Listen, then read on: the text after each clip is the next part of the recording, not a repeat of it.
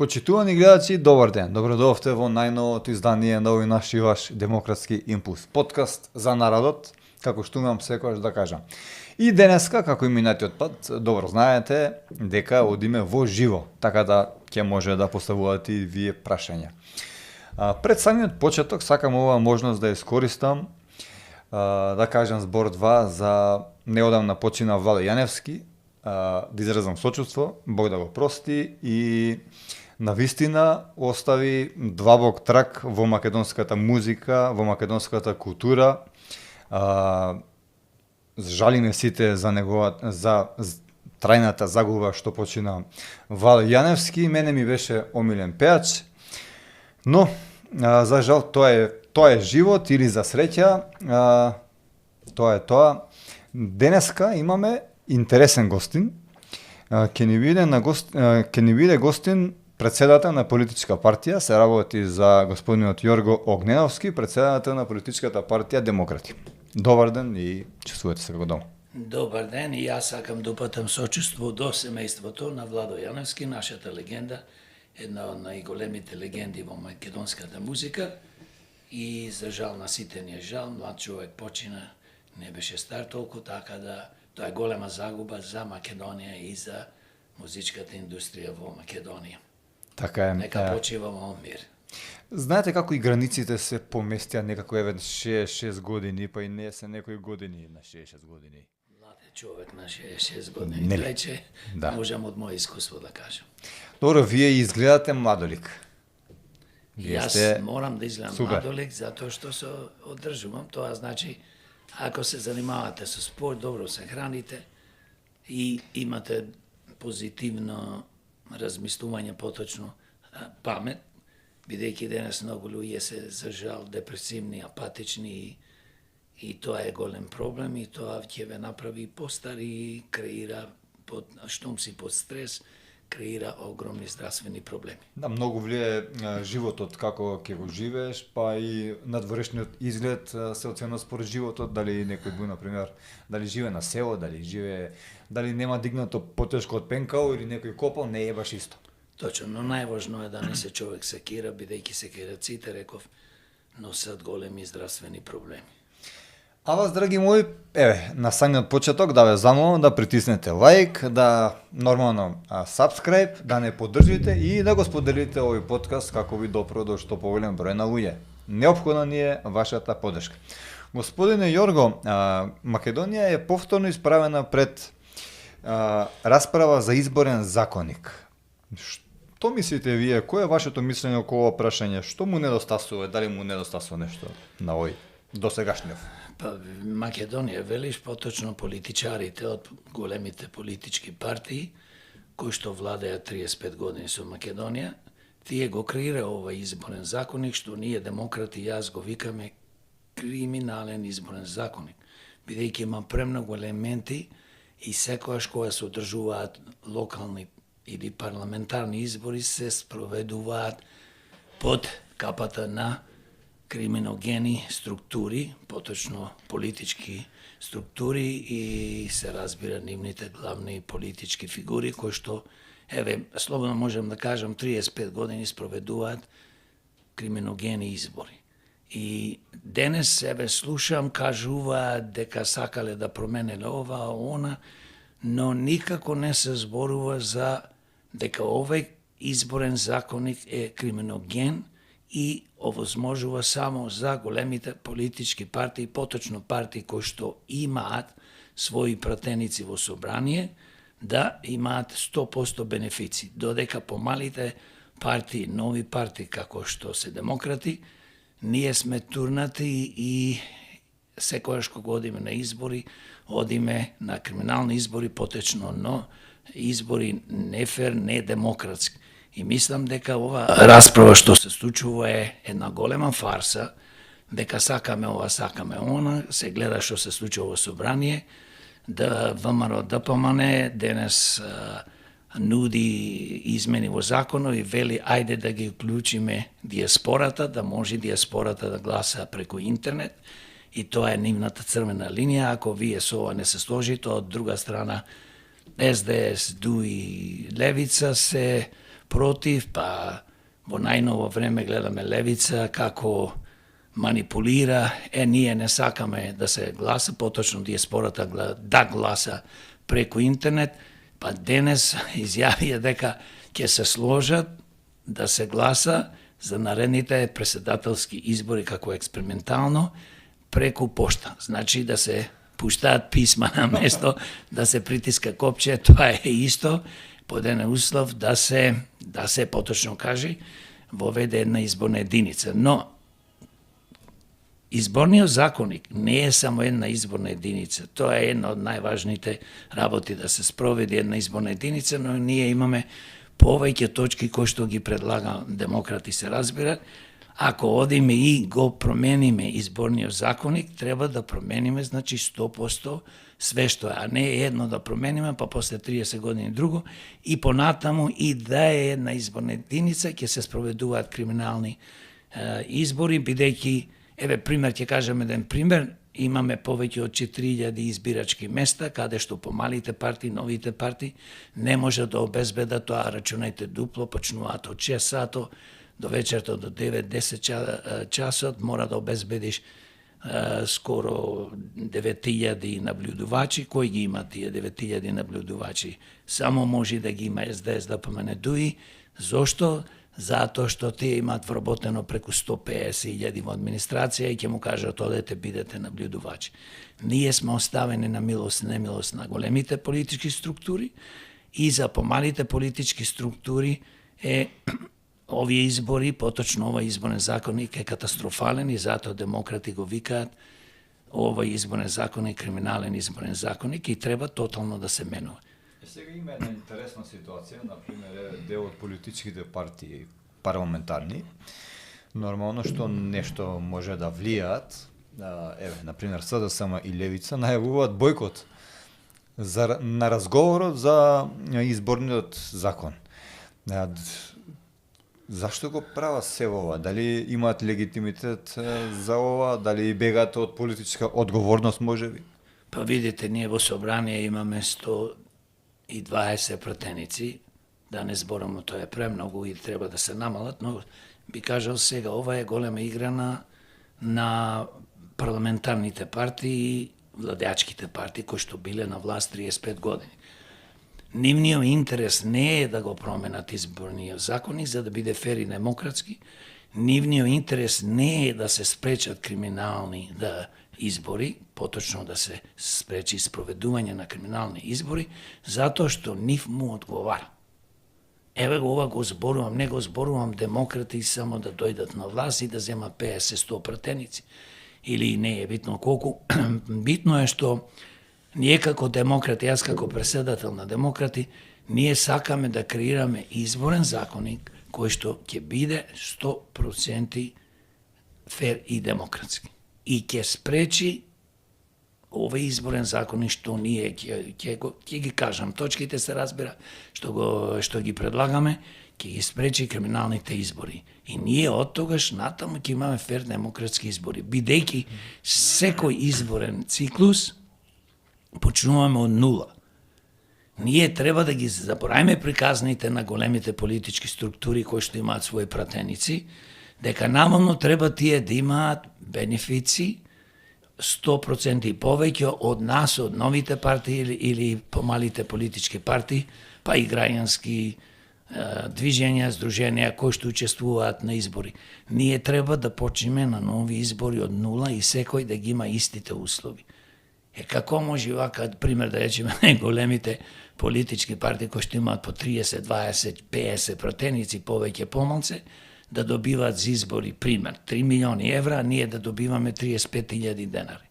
И што ќе правиме со тие 35.000 денари? Не можеме едно видео да направиме за реклама, а треба да се рекламираме. Да не зборувам дека апсолутно 100% за време на избори големите политички структури кои што имаат кои што имаат своји пратеници ги контролираат изборите затоа што тие се застапени на сите национални телевизии и други портали, бидејќи добиваат таа огромна сума на пари од кој? Од народниот буџет, А кога се делат парите од народниот буџет, сите знаеме дека се тоа пари на граѓаните на Македонија и не може никој да добива помалце или повеќе или помалце на изборите. Тоа што го зборувам фер и демократски. Значи, пред да одиме ние на избори, знаеме дека изборите ќе бидат криминогени и нема никојаш да се спроведат фер и демократски избори под овие услови. Господине Јорго, веќе подолго време вие и вашата партија пропагирате една изборна единица.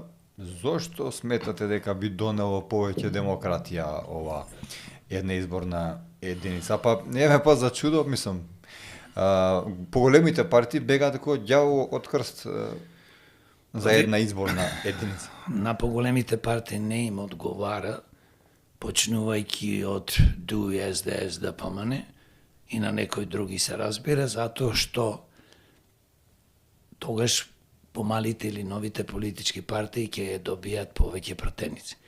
Што значи една изборна единица? Една изборна единица е едноставно што секој глас во Македонија се вреднува како еден глас. Ние не можеме, денес имаме 6 изборни единици, тоа е катастрофа, направена во договор помеѓу овие политички структури, поготово бидејќи денес на политичката сцена имаме подолго време, од времето на постоење на Македонија 1991 година, се договориле овие криминогени политички структури да формираат партии на основа на национализам, поточно на етнико. Значи, ајде имаме македонски партии, имаме албански партии, имаме влашки, имаме турски, тоа го нема нигде повеќе. Тоа само на Балканот има, кај што постои голема, огромна, да кажам, проста маса, кој што можеш да ја лажиш, да ја манипулираш, но добро е за среќа во Македонија и на Балканот постојат исто така огромен број на интелектуалци, паметни луѓе, кои што се противставуваат на овие манипулации. И ние зошто сакаме една изборна единица? Затоа што кога имаш една изборна единица, која се оди на парламентарни избори, секој глас во Македонија се брои за таа политичка партија или за тој човек што се гласа. Конкретниот случај денес гласаме за политички партии, што е погрешно. Треба да имаме, се разбира, отворени листи, да можеме да гласаме за човек. Значи, на тие 20 или 120 пратеници кои што ќе бидат кандидати од одредена политичка партија, луѓето да можат да заокружуваат имиња. И да одиш таму и слободно да си заокружиш од која сакаш политичка партија човек. Да, гласаш за човек. Квалитетен човек, кој што има богата биографија. Не денес ние гласаме за политички партии кои што ќе ти понудат листи во овие 6 изборни единици и на тие листи може и да биде секој. Може и да бидат криминалци, психопати, магарина и така натаму. Значи, што вика народот ова партија за градоначалник или на листите да ставеа и магаре, ќе го изгласаше народот. И таму ти не гласаш за човек, ти гласаш за листата на демократи. Пример. За една председателска кампања тоа излезе. Да. И магаре да ставиа ќе го... Сигурно, но во конкретниот случај ние не сме, видите, една изборна единица е многу важна, но во изборниот законник ние нудиме повеќе елементи. Сакам да спомнам, значи, ако сакаме да имаме комплетен изборен законник, фер и демократски, кој законник ќе спречи спроведување на криминални избори во иднина во Македонија, пак ќе кажам, не е тоа за демократи или за некоја друга политичка структура или издружение, не знам за кој, ние мора да креираме фер и демократски изборен закон за идните генерации, не само за сега, за наредни 10, 20, 50, 100, 200 години. Што значи тоа?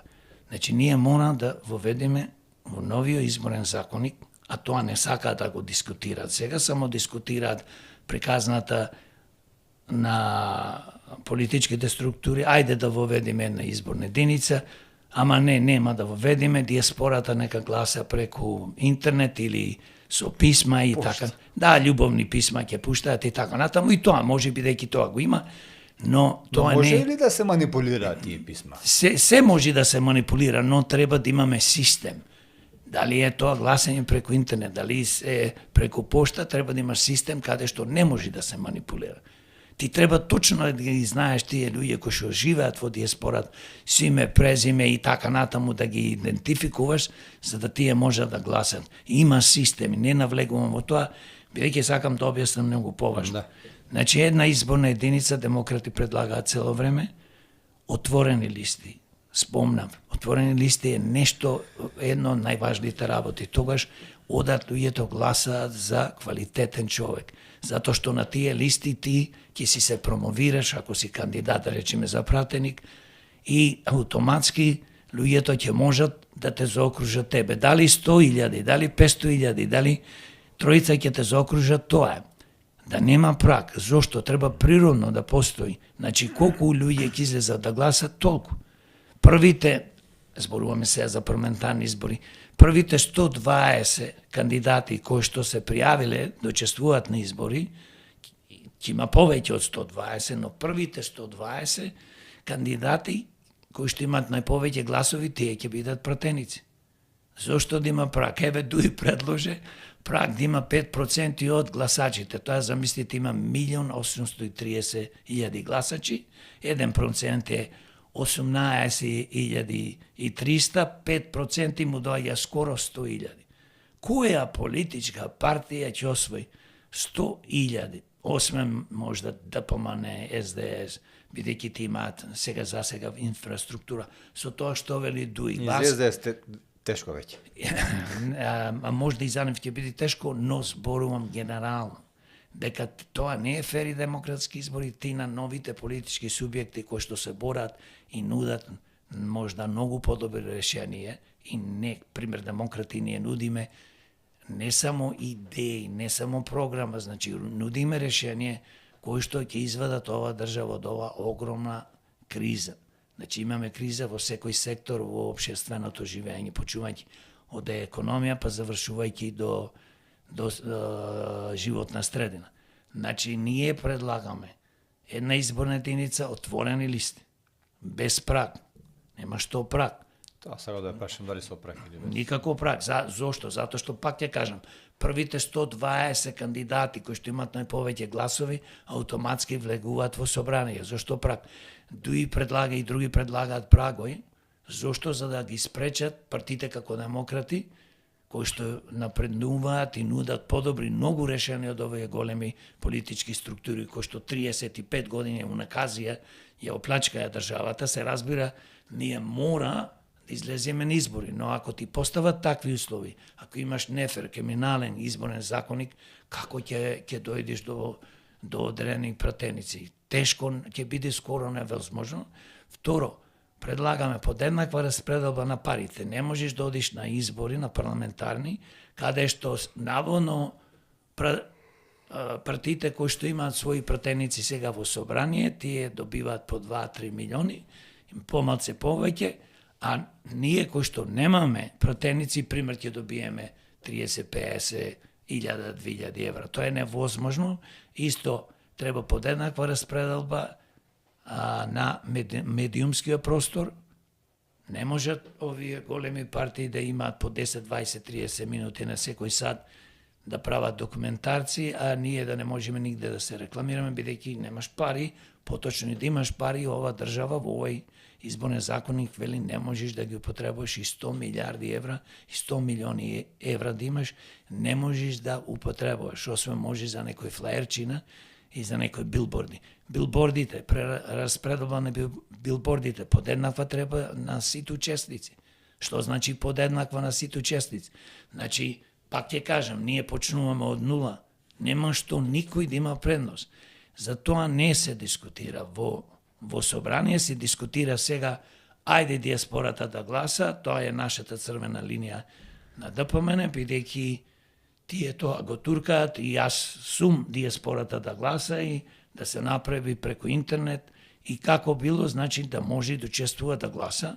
И второ што е многу битно, ако ние само воведеме на изборна единица, со тоа пак не сме направиле голем напредок, поточно пак нема да имаме фери демократски изборен закон, ќе имаме криминален изборен закон.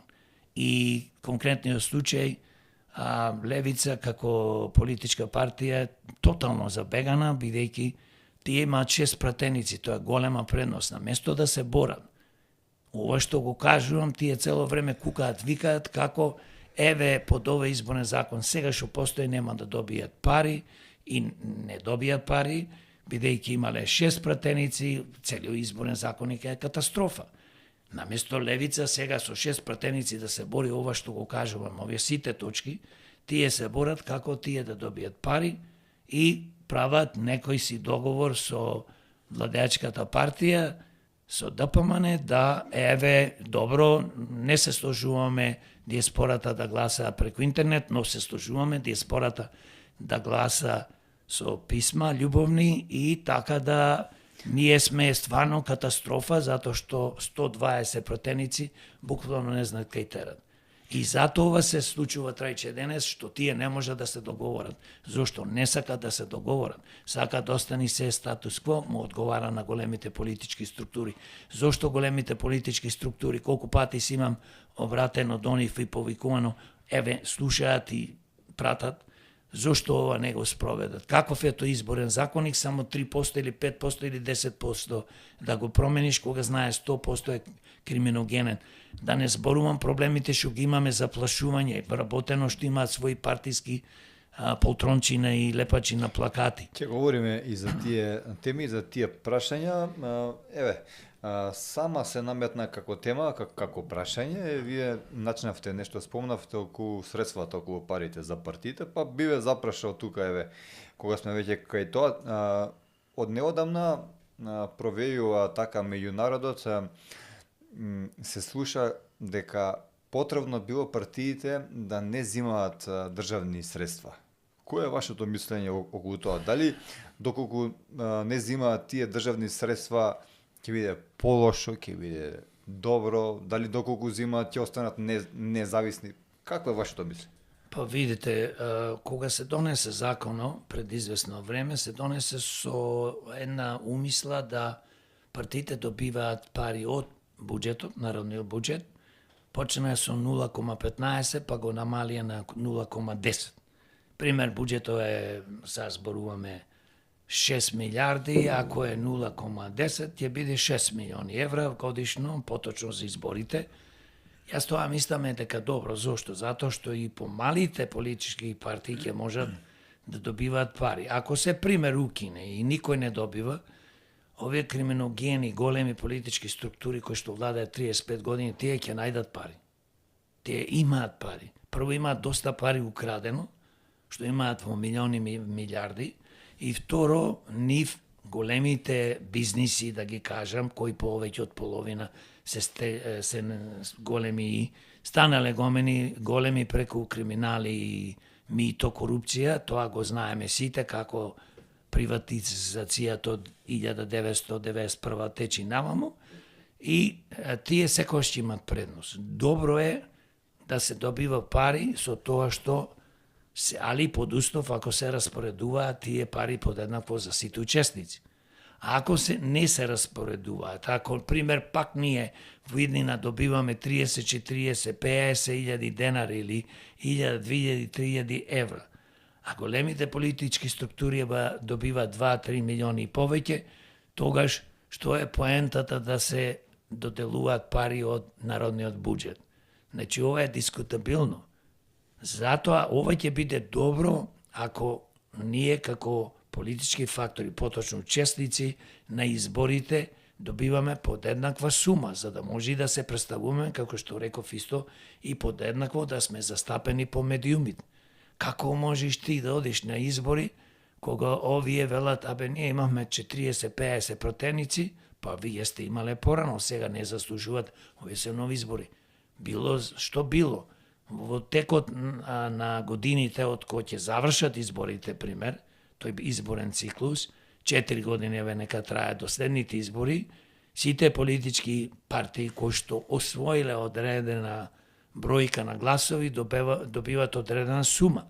Големите политички партии кои што имаат освоено многу гласови добиваат по 2-3 милиони, плюс добиваат по 300, 400, 500 илјади евра за аналитички центри, додека помалите партии како нас добиваме по 50, 40, 60, 70 илјади евра и Така натамо. И сега, ако тие пари не ги добиваш, ти не можеш да постоиш. Кој ќе се такмичи со овие криминогени политички структури?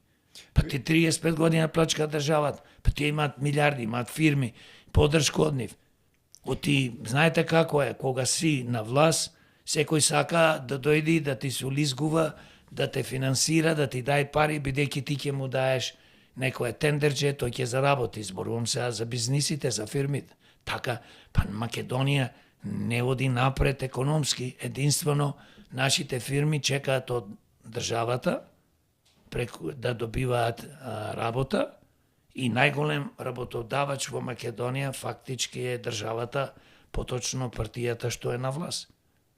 Вие често пати знаете да кажете, тоа е како една трка, ги спомнувате Юсин Болт, првиот да се надпреварува во истата трка од пола, другите ние да почнеме од почеток. Не од пола. Неравноправно. Усеин Бол е најбрзиот човек на светот. Тој бидејќи освоил Олимпијада или светско првенство, светско првенство е секоја година, ајде малце поинтересно. За следната година, бидејќи тој бил првак на свет, освоил светско првенство, да трча од 90 само 10 метра, а ние сите како идиоти да трчаме од 100 метри ќе остигнеш. Значи нема. Изборниот законник, ова е порака до сите што се сега што имаат претеници, што го манипулираат, лажат на народот, наводно се борат за промена на изборниот законник. Изборниот законник само може да го менувате ако го мените со сите овие предлози што ги имаме ние и се разбира ваши може да додадете, и ако направите стварно фер и демократски изборен законник. Се другија е измама, се другија е илузија, еве нешто правиме, а уствари што правите? Пак ќе речем, што ако имаш една изборна единица? Доволно е на записниците, ако немаш ти тама представници, наблюдувачи на тие 4.000 места, да ти запишат што сакаат, да имаш и ти 20.000 гласови, да те направат да имаш 500 гласови. Така да е штета што ние знаеме, еве демократи, јас како председател, и ово упатувам порака до сите. А ако сакаат да соработуваме иднина, ако сакаат да работиме за изборниот закон и конкретниот случај, треба и да се консултираат и со партии како што се демократи. Не значи дека, бидејќи ние немаме пратеници моментално во собрание, дека нема никогаш да имаме. Еден ден може да бидеме најмојната политичка партија, но кога се носат законите, не се носат за тие што се само на власт, се носат за идните генерации, да биде нешто добро, фер и демократски. Велите дискутабилно е, но еве ако се укине на пример финансиската помош од државата кон политичките чинители, што мислите, како да се насочат партиите да бидат зависни исклучиво од капиталот, од фирмиве? Види, вака е на работа. Политика без пари не постои. Не можеш да се занимаваш со политика, да имаш политичка партија, да немаш пари. Затоа што има огромни трошоци секоја политичка партија, некои поголеми имаат нормално поголеми, помали имаат помали, но без пари не може. Ова е добро што буџетот на Македонија, поточно граѓаните, финансираат 0,10% од буџетот секоја година. Ако имаме буџет 6 милиарди или следната година може да имаме 7, да се финансираат со тоа што им се овозможува на сите партии кои што се регистрирани, а учествувале на избори и добиле одредени гласови, да добијат одредена сума на пари, тоа е мала сума на пари, но може да функционира и да растат, бидејќи нас не ни е потребно само Македонија, СДС, ДПМН, ДУИ и некои други да бидат на политичката сцена уште наредни 50-100 години. Добро е ако го промениме конкретно како што зборувам со овие точки, изборниот законник и се креира фер и демократски изборен законник кој што ќе спречува криминални избори, автоматски ние сите кои што сме на денес регистрирани на политичката сцена како политички партии имаме голема шанса да добиваме пратеници. И подобро е во собрание да има од повеќе политички субјекти и пратеници, него само од 3, 4, 5 партии, негде 50, 60, негде 3, негде 10, негде 7. Затоа што автоматски ќе постои конкуренција и луѓето како демократи кои што се борат и нудат стварно одлични предлози за напредок на Македонија, за подобар живот за граѓаните, тогаш нема ние да дозволиме ако имаме 20, 5, 10, 15 и независно да не сме дел од владата, нема да дозволиме така да поминуваат закони, бидејќи имаме денес се разбира закон во собрание каде што се амандмани, како конкретен случај СДС и Левица не му дозволува на владеачката партија да го промени изборниот законник, кој што мислам е катастрофа и да го променат ќе биде катастрофа и да се воведи само една изборна единица без овие сите елементи што ги додав џабе тоа се прави бидејќи пак ќе си продолжи доминацијата на големите политички структури. На господине Јорго, ај сега вака со ова прашање што ќе ви го поставам да се доближиме малце повеќе до народот. Вие сте народен човек, одите и по пазари и секаде шетате, разговарате со многу луѓе. Дали чувствувате тоа што јас го гледам на некој начин, а тоа е дека народот се повеќе ја губи довербата во политичките партии? Како повторно политиката да стане надпревар на идеи? Што да се направи за село? Па народо, знаете, вие знаете, ама не ќе кажам, зошто ја губи довербата во политичките партии? Затоа што 35 години на власт доаѓаат криминални политички партии, кои што со нивните дела докажа и покажа дека е уназадија, унаказија Македонија, разнебитија и оплачка. Ние не се памти во историјата на можда на друга држава, но како еве во времето на Тито, поранешна Југославија, немаше вакви работи. Комунистичка партија контролираше и така натаму и не дозволуваше да се случи ваква плачка или тотално да имаме, значи, погрешно менаџирање. Ние не одиме напред. 35 години овие партии докажаа, ние не седиме во место или тапкаме, ние пропаѓаме секој ден. Имаме најголемите богаташи во Македонија се бивши политичари и сегашни политичари. Најголемите богаташи од времето на Бранко, од 91 и наваму и Лупчо, тие направија таква мизерна криминална приватизација, што фактички богатството на народот го оплачка и креира мала група на супер богати луѓе, олигарси. Значи, народот се разбира, не ги сака политичките партии со право. Демократ е секојаш викам, не сум политичар, се занимавам со политика. Не можам да речем дека сум политичар затоа што ми е страм да кажам дека сум политичар. Кај нас зборо политичар значи криминалец, лажго, манипулатор, психопат. Како да кажам дека сум политичар? Аз се занимавам, па норма, па тие и не стават. Вие исти ќе бидете, има по народу се слуша одредена група на луѓе. Вие истите, па нема да бидеме истите. Еве, прво пред да гласаш за некој или да го цениш некој или да го осудиш или да донесиш мислење, прво треба да знаеш за човекот неговата биографија. Па сиви. Па не можеш сега, не можеш да речеш Роналдо и Меси, се светско првенство имаме, се исти играчи како некој од битолските села или скопските села или од Вардарем, како тие се звезди на светот, докажале дека се најдобри играчи. Така и помеѓу нас, луѓе што се занимаваат со политика или политичари. Ретко, честни исклучоци. Се чувствувате како Меси во споредба со нашите политичари што ги викате лопови, некои психопати, така. Нас дали се чувствувам ко Меси, види.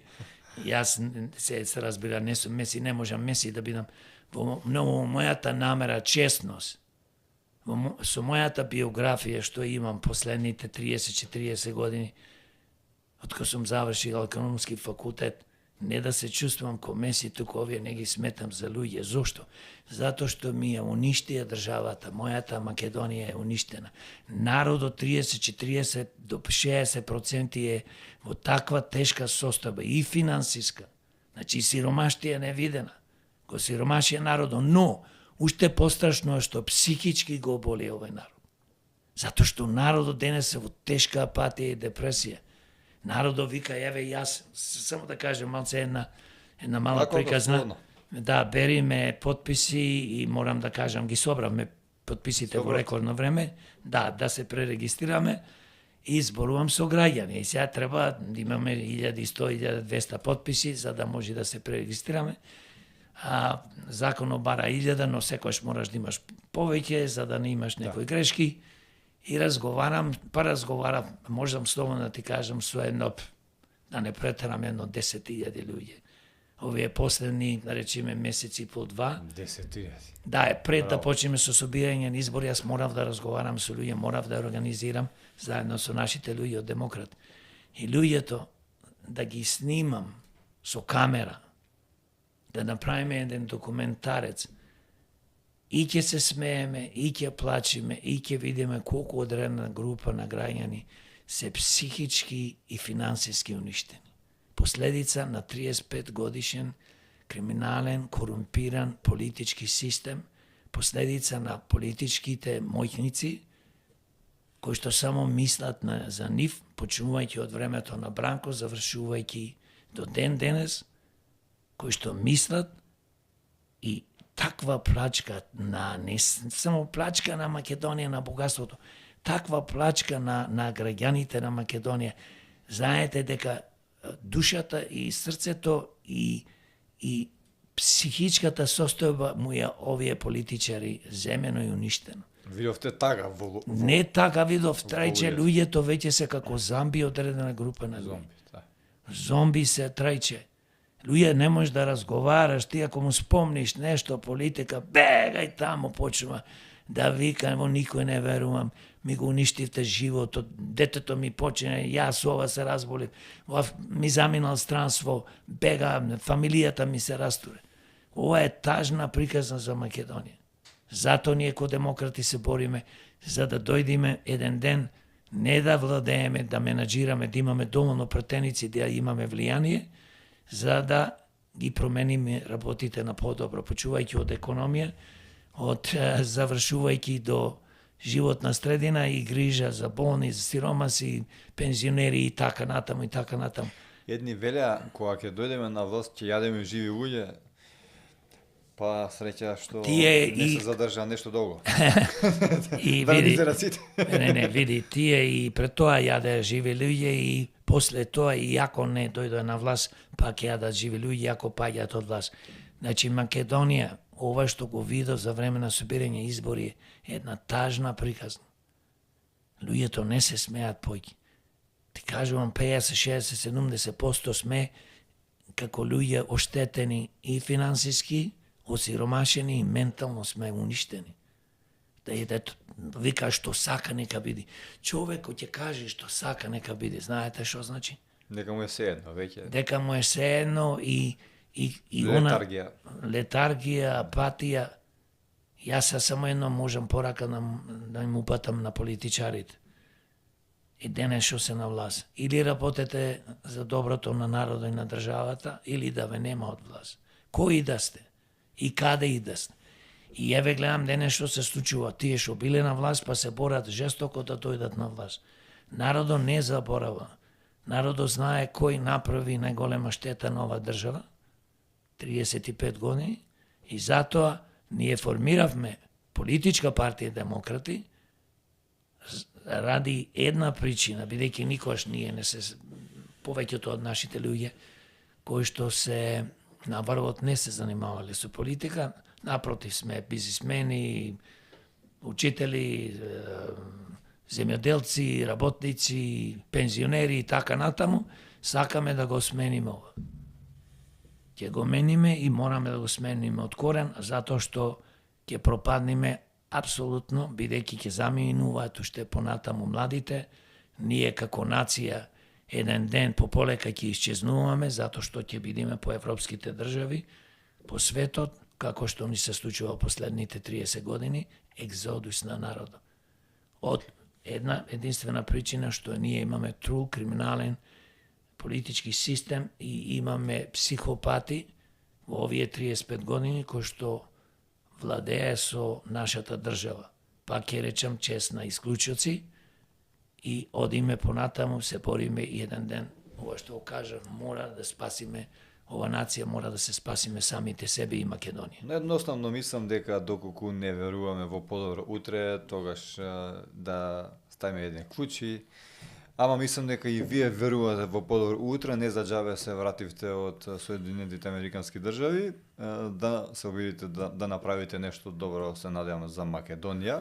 Следното прашање ми е, еве, ако денес имате можност да го напишете новиот изборен законник, кои би биле трите најважни работи што би ги направиле? Видите кој би биле. Се насмеа, бидејќи тоа не е доволно трите најважни работи, но ќе спомнам, се разбира. Значи, најважни работи е прво изборниот законник да спречи спроведување на криминални избори. Тоа значи на секој избирачко место да се постават камери. Камери кои што ќе бидат уклучени нон-стоп и не можеш камерата да ја лажеш. Кога се почнува со ставање во сандучето, се завршува со отварање во 19 часот кутијата и се бројат, камерата гледат, тој што ќе фати ливче, ќе осврти ливчето према камерата, ќе каже гласно јасно и камерата го гледа. Значи, камерата не лажи. Камерата, јас бев во филмската индустрија во Холивуд, има во Холивуд една изрека, камерата не лажи. Не можеш да излажиш камерата. А замисли, ако камерата е точно на твоите очи, ќе знае колку пати си клепнал. Да. Какви ти се изразите, и ти си глумец, и си и така натаму, и комедијан, и многу работи, и водител. Знаеш што зборуваме ве сега и одличен си. И ние сега тука зборуваме, граѓаните, народот не гледа нас. Дали си се насмеал, дали ова. Не може. Тоа е најважно, се спречат криминални избори, а ќе се спречат, се разбира, со поставување на камери, една изборна единица со отворени листи и секогаш да не заборавиме под еднаква распределба на финансиските средства на сите учесници, да биде фер и демократски. Не може еден да зема 5 милиони евра, другиот да земат 50.000 денари, под еднаква распределба по медиумите, застапеност на сите учесници, тогаш да видиме, а ако ние сите имаме, и се разбира билборди и све што е од во кампањата, што учествува во кампањата за промоција, треба да биде поднеднакво. Не може некој да добие во Скопје или во Македонија 500 билборди, а по малите политички структури кој демократи 2, 5, 10 или 3 ни еден. Така да, тоа е најважно трајче, бидејќи без спроведување на фери демократски избори, поточно кој што кажав, со камерите, тоа е најголемото нешто. Никој ништо не може да украде, не ти треба 1000 наблюдувачи или 100.000 наблюдувачи. Доволно се двајца, тројца таму, луѓето само да ги исконтролираат со личните карти со се, дека тоа е така, има со fingerprint, што кажува народо, значи да се идентификува човеко и да не може повеќе нигде да гласа на друго место и автоматски работата е завршена 100%. Тогаш не е битно кој, која партија, колку ќе добие. А денес, само пази, денес, секој од поголемите политички структури, тие и некојаш и се здружуваат на одредени политички места. Замислите, вие ќе имате во некоја општина, во некое село или Скопје ќе го покриете како млада политичка партија? Не. Знаеш, која ќе покриете 10.000 наблюдувачи? Кој ќе имате 50.000 вработено, лепачи на плакати и полтрони во јавните институции, бидејќи денес јавните институции се окупирани од големите криминални политички структури. Знаете тоа? Ето тоа е што ни се случува во Македонија. Така да тие се точки што ги спомнав и претходно спомнав и некои други.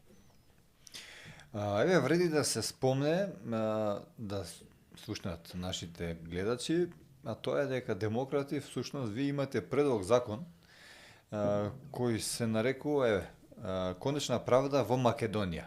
Од што се разликува овој закон од останатите обиди за закони? Па видите, законот конечна правда за Македонија е закон кој што ние го предлагаме по долго време, а тоа е да се промени кривичниот изборен законник. Ние не можеме во Македонија пред 2,5 години беше донесен нов кривичен изборен законник. Политичарите, за да се спасат од нивните криминали, за да си ги зачуваат парите и да им застарат делата, ги намалија казни. Ние предлагаме нешто што досега не е предлагано или некој може да го предлагал, ама не го предлага во целина како и криминалниот изборен законник. Кажавме повеќе точки да се променат. Не е само една изборна единица и да гласа диаспората преку писма или да гласа на интернет. Тоа не е промена на криминалниот изборен законник. Што треба да се одржи? Прво, за сите функционери, почувајќи од еден обичен советник до председател, премиер и сите тука измеѓу пратеници, министри, така натаму, директори, функционери по јавни институции и фирми, казната да биде ако украдеш не е битно колку пари. Дали си украл 50.000 евра, си украл 2.000 евра или си украл 30 милиони евра, да биде од минимум 10 години затвор до доживотна, а овие исклучиво ш украле милиарди и смртна казна. Значи, ако имаме таков закон, тогаш што ќе се случи? Автоматски ќе се намали драстично. Само некоја будала може да краде и бидејќи е будала, тогаш ќе го средиш, ќе оставиш затвор доживотно или ќе го ликвидираш, ако треба да го ликвидираш, бидејќи украл милиони и милиарди. Друга работа.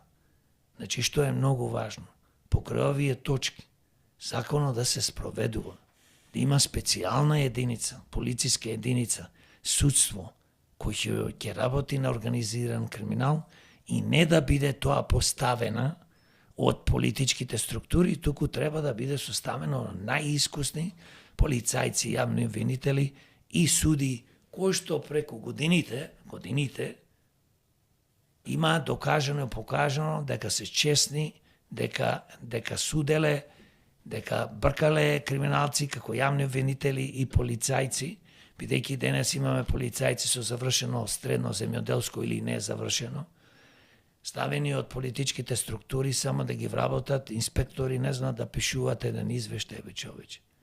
Само може во полиција да се вработи луѓе со факултети, со факултетот за јавна безбедност и сега еве почнува, повеќе години викавме да се поново отвори училиштето за средно. За средно.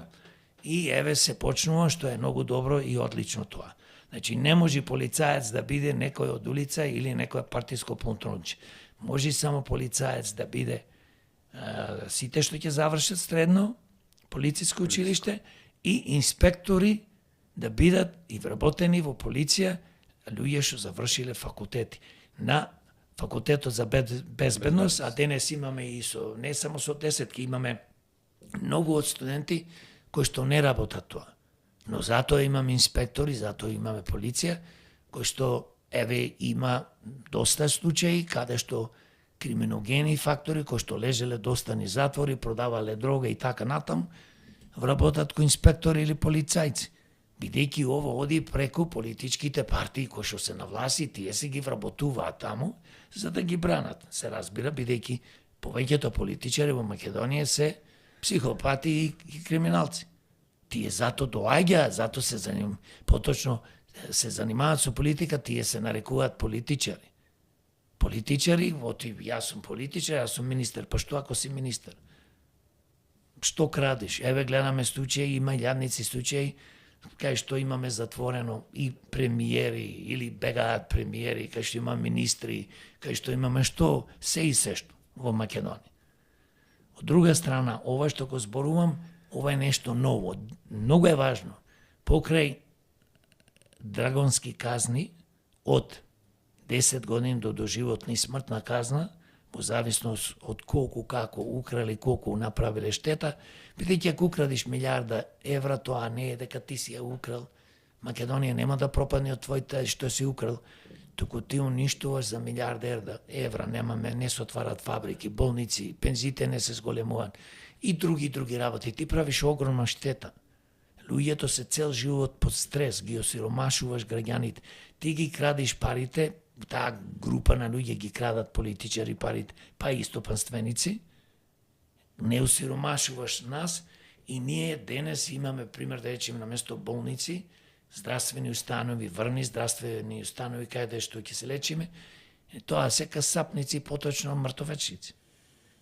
Тоа е таа, колку луѓе имаат во последните 35 години умрено од негрижа, немаме опрема, лекарите си кои купуваат некои дипломи, некои се добри лекари, ама нема со што да работат, пример. Имаме пример, во последните 35 години преку 100.000 луѓе изумрено, ако ги имавме тие пари, ќе имаме подобри болници. Така, ќе имаме повисоки плати за здравствениот персонал. Едноставно се оштети буџетот, дупка во буџетот се направи. Се оштети, ама последиците се што во последните 35 години се смета негде 54 милиарди долари украдени. Тоа е огромна сума на пари. И ние предлагаме во овој закон, што го кажа, да се конфискува све и да се почне од 91. Приватизација. Што значи приватизација? Што е тоа приватизација? Директорите и другите си ги украдија фирмите, све што беше, не е битно дали се тоа хотели, дали се продавници, дали се фабрики, дали, например, ќе зборуваме најмојните богаташи во Македонија. Од каде толку пари? Негова била фирмата. На овој била фирмата, тој е милиардер, имаат по 100, 200, по милиарда, по 300 милиони и повеќе евра украдено. И нивни фирми. А тоа е последица на Бранко, на СДС и понатаму следејќи од ДПМН и на Љупчо. Тој проложи со плачката, Љупчо не знае колку пари има Бугарофил. Само една мала дигресија. Вие најавувате ревизија за уназад 35 години владење на политички чинители. Како би се спровела таа ревизија? Мислите дека има шанси за нешто такво? Па виде би се спровела ако под услов да пратениците во собрание се честни и донесат закон. Затоа што, пази, кога се направи приватизацијата, се донесе закон во собрание. На еден легален начин се донесе криминален злосторнички закон. Злосторството не застарува према Македонија, према народот. Тие го оплачка народот со донесување на тој закон. Тој закон направи огромна штета на Македонија. Значи, ние велиме, а добро, ретроактивно ќе го вратим назад. Од 91 ако си ги стекнал парите на еден чесен начин, чувај си ги.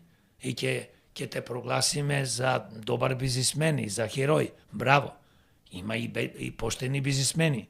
Има и поштени политичари, но тоа за жал се многу малце. Ние се зборуваме за криминало. Се носи закон во собрание. Еве пример. Зошто денес ДПМН, СДС, ДУ и Левица и другите партии кои што имаат своји представници во собрание и нив ги прашуваме и се обраќам до граѓаните. Зошто не носат таков закон? Ако тие не краделе, ако нивните пријатели не краделе, нивните колеги последните 35 години, што е проблемот да донесиме закон ако си чесен? Бидејќи демократи се честни, ние ќе го донесиме тој закон. Само треба граѓаните да ни ја дадат довербата, да имаме доволно претеници, да бидеме моќни да формираме влада и тоа да го направиме. Но дали овој закон би ги опфатил сите политички чинители и поранешни и сегашни функционери или? Овој закон би ги опфатил сите од 91. Независно дали некој починал, останало богатството кај нивните деца и внуци и така натам. Сите до еден и ќе ги опфати сите бизнисмени, олигарси, како се стекнале со богатство. И ако е стекнато на криминален начин, бидејќи ние знаеме приватизацијата беше криминална, бидејќи тој закон што е донесен криминален, да се направи таква приватизација од страна на пратениците, истуркан од Бранко и неговите луѓе од СДС и се разбира подпомогнати од ДПМН и другите политички структури тога што беа, никој не рече чекај бе дај сите овие фирми припаѓаат на народот. Тие се државни фирми. Што е тоа директорот да ги земи и вработените некој таму, што за да е помал дел? Што значи тоа? Значи, замислете сега ние, еве ќе кажеме во некоја фирма, каде што е огромна моќна и јас, ти си директор, јас заменик директор и таму имам 1000 работници или 500-300, ние ќе земиме, цела фирма ќе оплачкаме. Тоа требаше да се направи како на берзата, акци.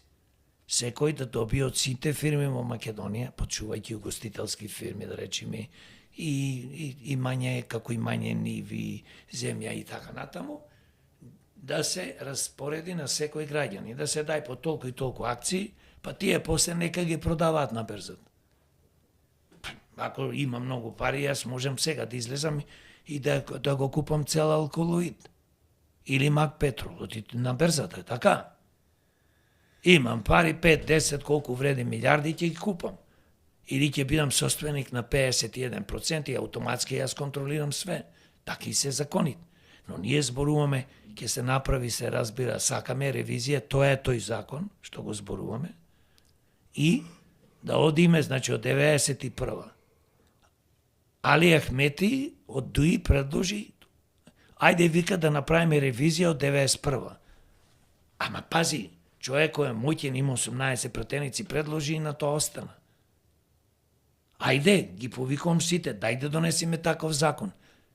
Сите што имаат пратеници, 120 пратеници, оти не се сложат да направат консензус, 80, 120 би требало да гласа.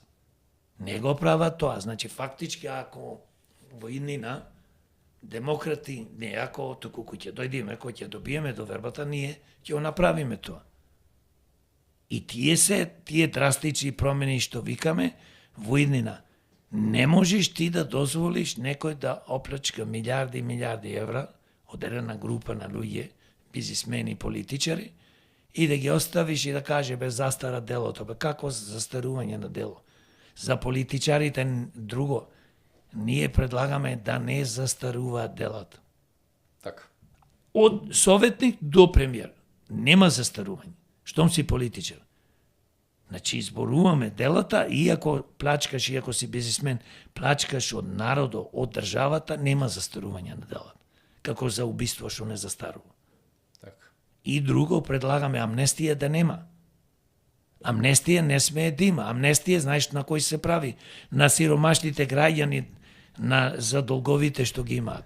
Кутрите борџат 500, 300, 2000, 3000 денари и после ќе дојди со извршители за 2, 3, 5, 10 години, му наплаќаш 300.000 евро. И двеа за ќебаби. Ова е држава, е криминална држава. Водена од криминалци. 35 години. Има чест исклучок, но пак ќе речем, ние тие сите мерки сакаме да испроведиме, ете тоа е она што го предлагаме во овој закон. Бидејќи ние не можеме да одиме трајче напред и најбогата држава на светот да сме, ќе оплачкат, ќе уништат. Почитувани, ве пратам цело време, знам дека ви е интересен разговорот со господинот Јорго Огненовски, претседателот на политичката партија Демократи. Вклучете се, не се срамете, слободно напишете коментар, доколку е нормално учтив и културен, ќе биде прочитан. Господин Јорго, еден од најконтроверзните делови во нашата држава е впрочем ова криминална приватизација што се направи. Тогаш се збогатија многу луѓе така наеднаш преку ноќ. Со хитрост, со мудрост, со памет, како да кажам. Дали постои начин нешто да се интервенира тука, да се види кој како успеал да се збогати впрочем од приватизација? Зборуваш со хитрост, со мудрост, со памет, психолошки, сакаш да кажеш психички памет, каков памет, криминален памет, психопатски памет. Треба Па да тој што тој што краде и трајче. Тој што има направено штета на Македонија, мала, голема, не е битно, тој нема памет. Тој е психопат. Дали е политичар, дали е бизнисмен, кој што ја користи ситуацијата во еден хаос, кога ние, Југославија поранешна се распадна. Тие искористија ситуацијата, креиравме држава, за жал прерасна во криминална држава, и наместо таа држава да биде собственост на народот, политичките структури и партии ја ги окупира институциите, јавните фирми, го контролираат буџетот, поточно го окупираат, го плачкаат преку тендери, преку разни форми. Значи, овие на еден начин можам слободно да кажам дека се психопати, луѓе што крадат, се збогатија. Зато зборувам овој нов пристап наш закон да се донеси, каде што ќе се конфискува се од 91. До денес. Зошто делата застаруваат? Како може делата да му застаруваат на луѓе што украле милиони и милиарди? И како може делата да застаруваат на еден советник или премиер, бидејќи тие се одговорни да водат држава честно, да одиме напред. Токму тој сака да ве запрашаме преку вашата ревизија, вашиот предлог. Може ли да се врати имотот на државата, во собственост на државата? Од таа приватизација? Сигурно дека може, тоа се случувало и во други држави. Зборувам честни луѓе како демократи, кога ќе добиеме довербата на следните парламентарни избори, и денес пак ќе речам, ги повикувам сите 120 пратеници, да не се прават наудрено таму, да земаат по 2000 и нешто евра плата и плюс патни трошоци и така натаму и други бенефици што ги измаат, туку да дискутираат, да донесат закон, кој закон ќе врати назад од 91 и Али Ахмети каже, еве и него го повикувам, ајде господин Али Ахмети, штом си кажал, дај заедно да работиме, се да направиме, да се направи ревизија од 1991 година. И да ја стекнат политичарите поново до бербата во народот. Тие што украле, ќе бидат осудени, конфискација ќе им се направи нив, и, како што кажав, од 10 години во зависност колку е тешко делото, и 5000 евра да украдат, кога ќе се докаже дека украдно, нека си одат минимум 10 години, за овие што украдат огромна сума на пари и што прават огромна штета, бидејќи кој што спомнав, не е само тие 50, 60, 30 милиарди евра кои што се украдени. Тоа не е најголем проблем. Македонија ќе ги заработи тие пари. Најголем проблем што тие украдени пари наместо да се инвестираат во болници, во фабрики, да се инвестира во повисоки плати. Денес имаме 26.000 минимална плата, мизерија, новија скапотија, наместо да имаме минимум 1000 евра плата. Тоа е огромна штета направено на Македонија. Многу луѓе ни умреле од овие стресови, од сиромаштијата, бидејќи сиромаштија е болест. Луѓето не може да се прераниш, нема доволно да се ранат, не може се маргарини и сол и леб да јадиш белба. Треба да функционираш како држава, ќе се врати под еден услов. Ако ние сите и овие денес што се на власт пратеници сака тоа, ако не, тогаш треба демократи да победат на следните парламентарни избори, да добиеме најповеќе пратеници и само така може ова да се оствари. Инаку, нормално нема да се оствари. Би сакал да завршиме едно политичко прашање. Сепак вие велите дека се занимавате со политика, но на некој начин сте политичар, така да ве дефинирам. Постои во јавноста еден наратив дека овие 3 децении донесени се одлуки од страна на нашите политичари кои Македонија ја ставиле во неповолна или во понеповолна ситуација, за разлика од друга држава, па и исто така и внатрешни прашања. Може ли да се направи нешто, некој закон, да се донесе нешто, да се одговара за предаство, за веле предаство, да се одговара кривично? Политичарите да одговара за носење на одлуки, за своите одлуки? Па тие, види, јас спомнав за овој кривичен законник и сите елементи што би требало да ги содржи, не буквално 100%, оти немаме време. Треба да се, како што кажав, политичарите мора да одговарат за нивните одлуки. Еве пример.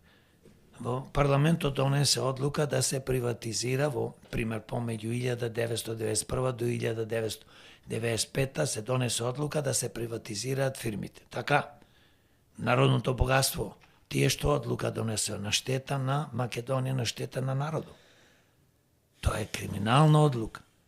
Ти ако донесиш одлука, треба да одговараш за тоа. Некои луѓе се починати, но независно од тоа, ако имале бенефици материјални или направиле штета со таа одлука, а штетата е, ова што го кажав, одлуката да се приватизира на начин како се приватизира народното богатство во Македонија е злосторничка одлука. Таа е криминогена одлука. На еден легален начин во собрание и секој ќе каже, собранието донесе пратениците закон. Па тој закон ако не е добар, ако му штети на Македонија, ако му штети на народу, во секој поглед, од економски до здравствено, до образование, тој фактички сите тие што ја донесле таа одлука, треба да одговарат прече. И да одговарат и се разбира со затворски казни, и да одговарат со штети, да си платат материјални штети и така натаму. Затоа зборувам за овој закон. Од 91 да се донеси, да се направи ревизија, мислам да се донеси закон каде што ќе може да направиме ревизија од 91 до денес. И утре другин ќе видиш дека тие што ќе се занимаваат со политика или ајде да кажеме што ќе бидат политичари, ќе бидат многу почесни, затоа што ако знаеш дека ти ако направиш некое кривично дело, пример украдиш велосипед, и ќе тоа судат 100 години, па не верувам паметен човек тоа да го направи. 100 години и се во прашање, нормално тоа е огромна казна, за човек што укради велосипед не треба 100 години да биде. Али во конкретниот случај некој ако направи како што се направи таа приватизација и како се оплачка народното богатство, тоа се тие злосторници бетечи. Тоа е злосторничко здружување на тие пратеници, на тие луѓе што биле на власт, што ги донесле, се извинувам. Напиете се водичко слободно. Благодарам. Да, таман јас би сакал, например, да ве запрашам околу критичарите. Критичарите би може да кажа дека законот за конечна правда представува политички реваншизам, но како да ги убедиме, например, меѓународната и останатите граѓани дека станува збор за владење на правото, не за политички реваншизам, например? Види, законот за конечна правда, што ние го туркаме како демократи, е најфер закон. Бидејќи преку тој закон, ние ги коригираме неправдите што се направени од 91 до денес, а исто ги спречуваме во иднина криминалните действија или поточно ги намалуваме драстично. Еве, пример ќе кажам со поставување на камери. Јас тука доаѓам на подкасто, луѓето заборавија, возат по 20, 30, кај што е 50, нема камери, ама мисля ќе се појави некоја камера. Значи, ако ги казнуваш луѓето и воведиш ред из дисциплина, тогаш тоа ќе се случи. В конкретниот случај, замислите да се врати, да се конфискува све што е украдено и да се спречат во иднина вакви појави на вакви криминогени политички структури, тоа ќе биде најголем успех, бидејќи тогаш парите ќе одат во инвестиции во фирми, фабрики, болници, во образование, повисоки пензии, повисоки минимални плати, инфраструктура, борба против загадувањето, да им се помогне на сиромасите, болните и така натаму. Значи имаме огромни проблеми и се разбира парите ќе одат во инфраструктурата. Значи ние, вака викаме демократи, во Македонија треба да завладее правото на награда и казна. Награда ќе го наградиш секој, и финансиски, и со пофалби, и со напредување на работно место, секој кој што има квалитети, кој што е професионалец, кој што работи честно, кој што допринесува. А ќе го казниш секој криминалец. Значи, ние денес, судството, имаме чудо од суди, кои што се стварно супер добри, судат и квалитетни. Но таа мала група, не е она 2% што викаме, таа малце политичка приказна, поверење во судството 2, 0, имаме поверење или 1. Ние во судството имаме стварно честни суди, кои што судат како треба. Но имаме таа мала група на суди, гледај што ни се случува. Криминалци да невидени. Некој задзинан денар во таму кавадарци не знам каде. Но исто имаме јавни обвинители, исто би рекол и за полицијата. Имаме фантастични полицајци. Но доволно се мала таа група да направи големо влијание, поточно да ги загрози честните. И ова што го кажуваме, што го зборуваме, тоа. ние треба да ги наградуваме луѓето и казнуваме. А казната е, ако се донеси овој закон што го штуркаме, да измена на криминалниот изборен законник, и ако се воведе, значи од 91 ревизија на стекнатото, и се разбира да има потекло на имото, тоа се знае, потекло на имото и конфискација. Ете, тогаш ќе имаме ние правна држава. Оди ова прави го во Германија, во Америка, во некоја друга асолна држава, да видиш што ќе ти се случи. Оди во Кина прави го. Велиме демократи, ние треба да имаме стадион. А што значи стадион? Тоа е сурова приказна. Оди во Кина прави, ќе те стрелат на стадион, таму јавно. Овде кај нас, ако крадиш, те наградуваат. Одиш напред, добиваш повисоки функции, затоа што на власт се повеќето луѓе кои што имаат криминогени умови. Ова сега што спомнавте околу наградата и околу казната, да, така, во Македонија има и честни суди, има и вакви и такви полицајци, и пожарникари има. Се разбира, има Добри, се. И доктори. Така е, но ова никој до сега не го спомнал дека да се направи награда. Сигурно мисливте на државна награда, доколку направиш нешто што е за општо добро на државата, за општеството, државата да те награди не во парична смисла, него таму каде што работиш, на пример сега, карикирам, да ти даде некоја поголема функција доколку е тоа возможно или нешто слично. Види, мислам општо, мислам во сект. Не само во јавните установи, државните институции и така натаму, тука и во приватни фирми, поточно тоа да ни биде принцип. Принцип на наградување, што значи квалитето да оди напред. Така ќе ги задржиме младите и повозрастни стручни кадри. Кој сака во оваа држава да остане кога ние сите знаеме дека се е ова партизирано и преку партии се напредува овде. Тоа е тежок криминал. Тоа е злосторство на еден народ, како ти го ништиш, колку илјадници, стотици илјади млади луѓе заминале последни 15-20 години од Македонија, наместо да останат овде. С фамилите, семејствата ни се уништуваат преку тоа. Да не зборувам економија и други области. Ние, награда, тоа значи, што значи? Принцип да биде единствен за вработување, за напредок на работа. И каде и да работиш. Дали е приватна јавна фирма, да биде, се разбира, да се наградува човек кој што има квалитети. Кој може да биде директор во една фирма или менаџер? Кој може да биде градоначалник? Кој може да биде советник? Кој може да биде премиер? Значи, најквалитет луѓе. Затоа што тие треба и државата да водат и фирмата да водат. Полесно ова се спроведува во приватните фирми, бидејќи одредена група на успешни, честни бизнисмени, тие никогаш нема да вработат крадци, нерани мајковци, со купени дипломи, неспособни. Таму не можеш да помениш. Знаеш кај ќе помениш, каде ќе ти се јави политичка партија, председател кој бил, ајде молим тоа вработи го во приватна фирма, затоа што ти си ја стекнал таа приватна фирма со плачки или си ја стекнал во време на приватизација. Така? И автоматски ти веќе си, знаеш како, имаш многу пари и си кажеш, добра, ајде услуга ќе му направам. Биди бизнисмен кој што работиш честно, никош нема да вработиш некој неспособен. Бидејќи секој човек е способен за нешто. Да. Но ако си ти врвен хирург, или во најдобрите, се знае кај ќе работиш. Ќе работиш да спасуваш човечки живот. Господин Јорго, да вас запрашам.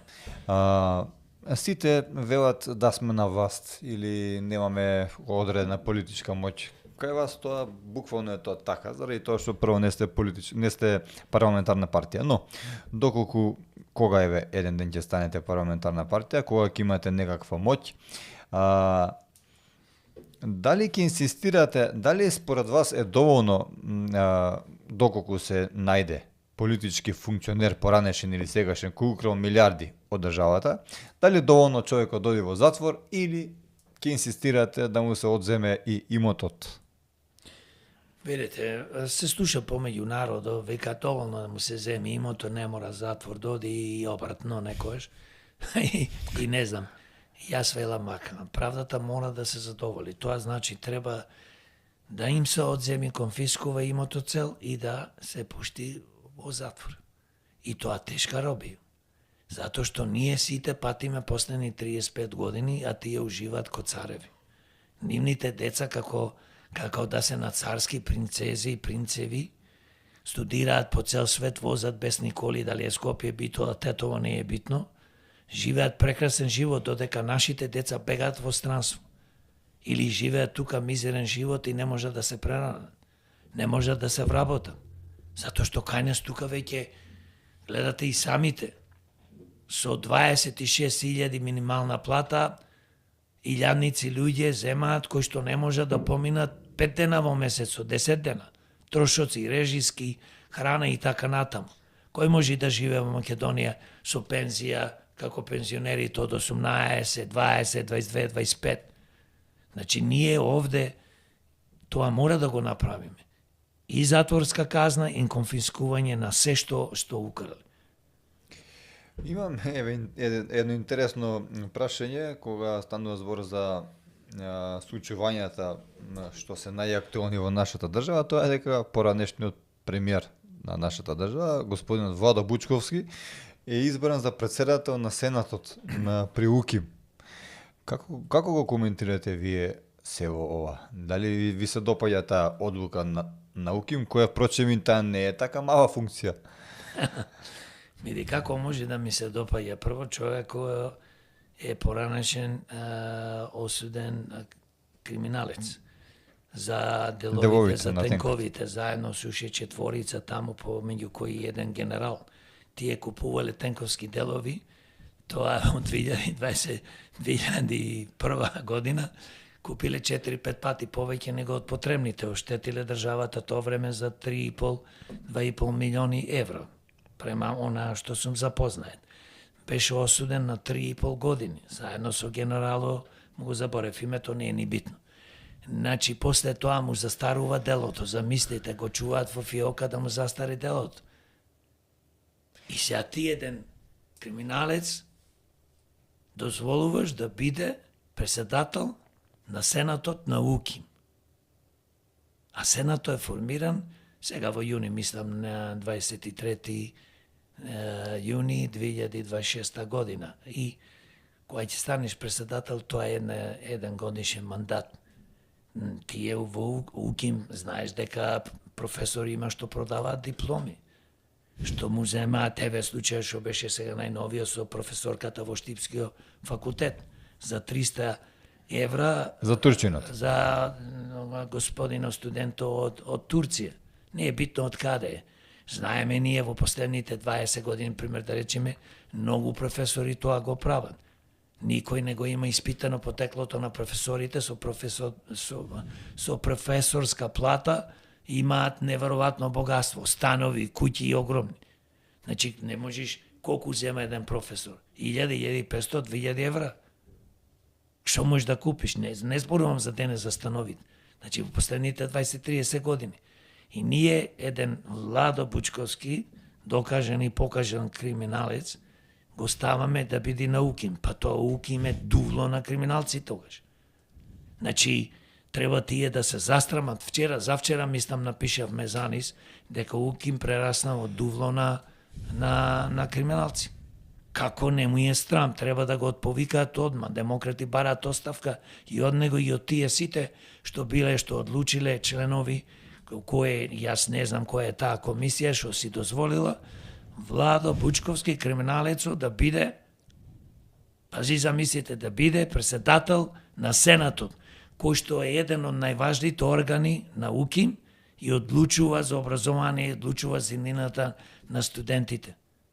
Ова покажува дека нашата држава веќе тотално забегала, е криминогена и за жал не знам, пак ја повикам до властите сега да преземат како дозволи ова да му се протни еден криминалец да стане ко Владо Бучковски председател. Ама нема таму делови, нема што да се продава. Нема таму тенкови, знаете како? Нема, точно нема, но ова е брук, ова покажува колку е нашето општество криминогено, колку политичарите се криминогени, колку факултетите ни се криминогени. Груевски измисли во времето, ајде ќе отвараме во секое село, во секое градче помало факултети. Имаме повеќе од 130-140 факултети на држава од 1,5 милион. Ова е плачка на невидена на столетието, но ова е исто и состојба каде што покажува кои луѓе доаѓаат на одредени функции, важни функции. УКИМ, што е? УКИМ е најстара институција за образование во Македонија и треба да биде најквалитетна. И да не зборувам, да не се префрлувам на нешто друго, дека повеќе од пола факултети приватни треба да се затварат, затоа што нон-стоп некои од нив продаваат дипломи. И нас, како луѓе, не унаказуваат, ќе одиш кај некој лекар, нема 3 чисти купена диплома, ќе те од здрав ќе те направи болен, или ќе тумри там. Ова не знам што да те кажам, трече сум толку и револтиран, ама знам дека во Македонија ова се случува последни 25-30 години. Затоа што, за жал, луѓето што се на власт не работат за доброто на Македонија, не само сега, последните 35 години, работат за нивни лични интереси, честна исклучуци.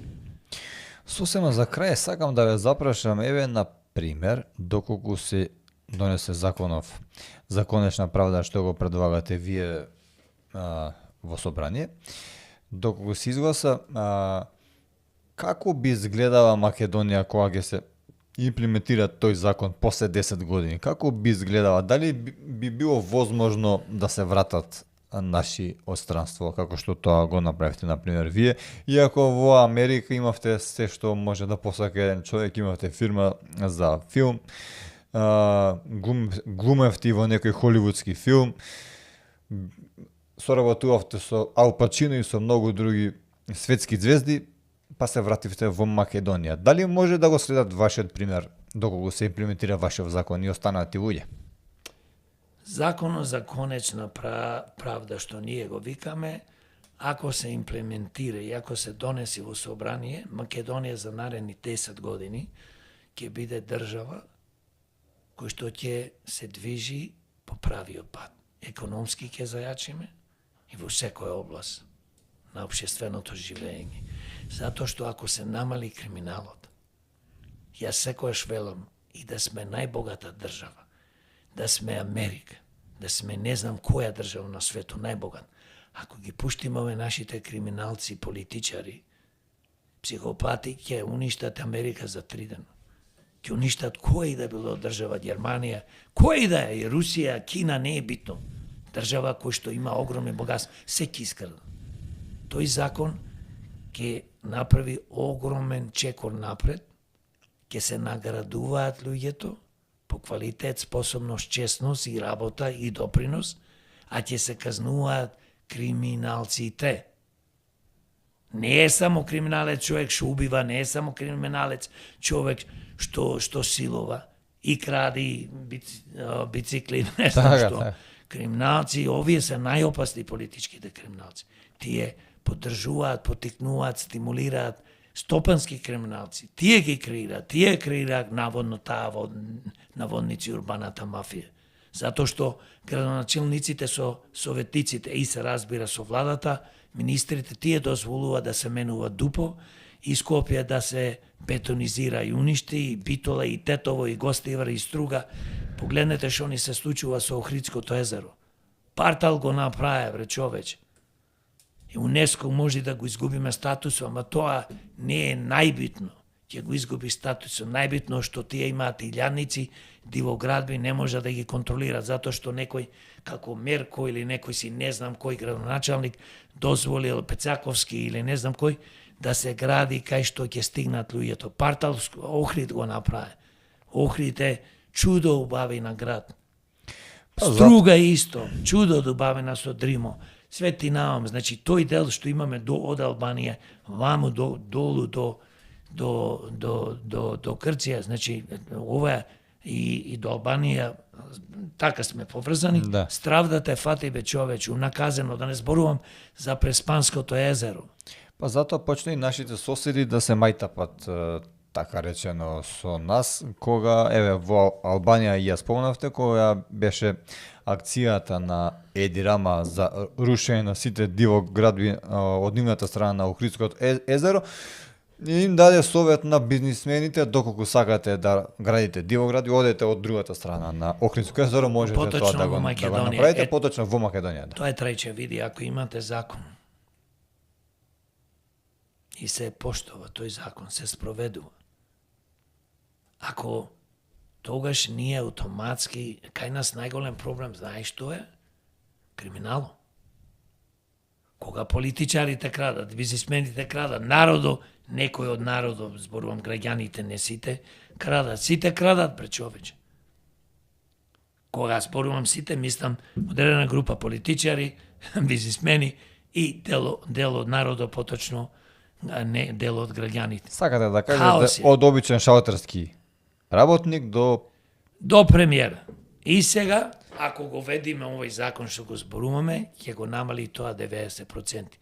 И тогаш ќе останат пари во буџетот, да се секоја година 2 до 3 милиарди, да се градат фирми, фабрики, електрани, да се инвестира во здравство, образование, инфраструктура, се разбира, и ние да почнеме еднаш напред да одиме, да се инвестира во животна средина, затоа што ние имаме огромен проблем со загадувањето во Македонија. Рек Битола е најголем загадувач. Ние таму во Битола најповеќе имаме случаи на канцер. Во Новац е општината, Могила општината, ја отрувме, ја уништивме Пелагонија. Од таму јадиме што јадиме, бре.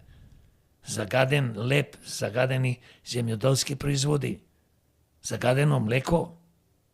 Што јадиме ние, цементара во Скопје, не можеме да ја дислоцираме, поточно да тргнеме од тука.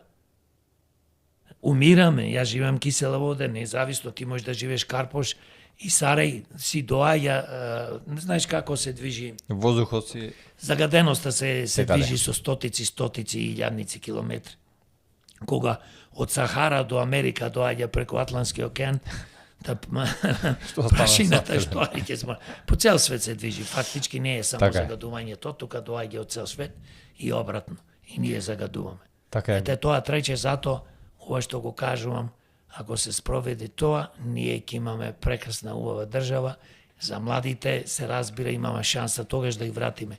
Ако е средена државата, ако имаме добар, фер политички систем, каде што квалитетот ќе оди напред, стручноста, а не политичките полтрончина и лепачи на плакати, тогаш ние ќе имаме функционална правна држава, економски моќна и имаме шанса да ги вратиме и младите и повозрастни, како јас што се вратив, јас се вратив со една цел да помогнам и на Македонија и на народот, заедно со народот, бидејќи сам не можам, не сум јас магионичар или госпо, само така можеме заедно со демократи се разбира и со сите паметни луѓе, политичари и граѓански здруженија да направиме држава. Инаку ни нема спас, а верувам и затоа се борам дека ќе успееме во ова што го правиме, ќе си спасиме Македонија, спасиме народот и Македонија ќе ни биде вечна вековита, нашиот македонски народ вечен вековит и сите други македонски граѓани, народи, народности во Македонија што живеат ќе ни бидат вечни вековити. Амин. Господин Амин. Јорго, ви благодарам што ни бевте денеска гостин. Ви посакувам еве народот да ве препознае, да се вдомите во македонскиот парламент и како велат еве мое искрено мислење дека сите прсти не се исти, нормално, и сите политичари, сите политички партии не може да бидат исти, треба да се прави некаква разлика. Ви посакувам среќа. Благодарам многу и јас му посакувам на народот и на Македонија среќа и само треба да се размисли многу кога се оди на избори за кој се гласа. Доста се гласа за исти криминогени политички структури. Без познавање на политичката партија, без познавање на луѓето, кандидати, нивната биографија и што направиле во последни 20-30 години, не треба да се гласа, бидејќи тоа е слепо гласање и само така може да си направиме огромна штета, поточно сами да си се уништиме за жал, но демократи се ќе направат да го спречат тоа само уништување и да си ја спасат Македонија. Благодарам за поканата. Секогаш. Драги гледачи, тоа беше денешниот демократски импулс. А од вас добивам често пати и пораки на мейл и секаде, каде што ми велите дека малку да бидам пооштар и така натака. Јас точно знам, има во овие демократски импулси, може да проверите дека имало гости што не поминале баш така најдобро, но знам кон кој како. Заради тоа што како што спомнав, треба да му се даде шанса на некого за да знаеш после тоа и да го искритикуваш. Нема што да се критикува ако некој не бил воопшто на власт. Имајте убав ден и се гледаме нареден демократски импулс.